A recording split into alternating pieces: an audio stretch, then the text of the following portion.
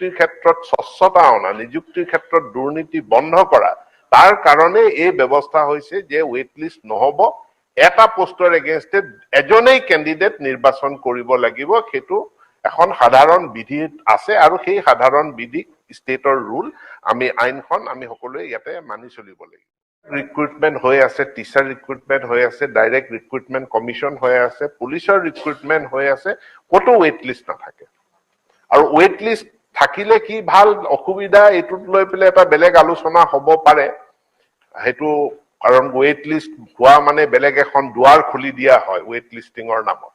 গতিকে সেই দুৱাৰখন বন্ধ কৰা, নিযুক্তিৰ ক্ষেত্ৰত স্বচ্ছতা অনা, নিযুক্তিৰ ক্ষেত্ৰত দুৰ্নীতি বন্ধ কৰা, তাৰ কাৰণে এই ব্যৱস্থা হৈছে যে ৱেট লিষ্ট নহব, এটা পোষ্টৰ এগেইনষ্টে এজনেই কেণ্ডিডেট নিৰ্বাচন কৰিব লাগিব। সেইটো এখন সাধাৰণ বিধি আছে আৰু সেই সাধাৰণ বিধি ষ্টেটৰ ৰুল আমি আইনখন আমি সকলোৱে ইয়াতে মানি চলিব লাগিব।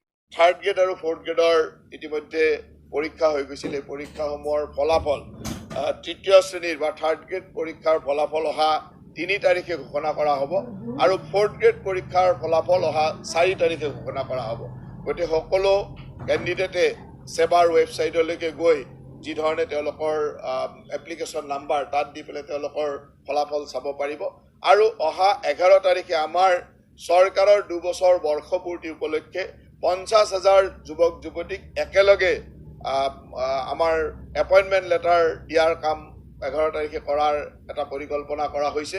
গতিকে এই যে থাৰ্ড গ্ৰেড আৰু ফ'ৰ্থ গ্ৰেডৰ চাকৰিসমূহ বিভিন্ন বিভাগত বিভিন্ন ঠাইত যি ধৰণে আছে, এই গোটেইখিনি কথা আপোনালোকে 3 তাৰিখ আৰু 4 তাৰিখে সকলো ৰিজাল্ট ঘোষণা হ'ব আৰু তাৰ পিছত সেই কামখিনি প্ৰচেছ হৈ 11 তাৰিখে তেওঁলোকৰ এপইণ্টমেণ্ট লেটাৰ দিয়া হ'ব আৰু জুন মাহৰ 1 তাৰিখৰ ভিতৰত তেওঁলোকে জইন কৰিব। আৰু সেই ধৰণে প্ৰত্যেক বিভাগে কামসমূহ আগবঢ়াইছে। যাৰ বিভাগত যিমান চাকৰি আছে সেই বিভাগসমূহে এই কামখিনি কৰি সেই 15-20 দিনৰ ভিতৰত জুন মাহৰ 1 তাৰিখৰ পৰা তেওঁলোকৰ পষ্টিং আৰম্ভ হ'ব।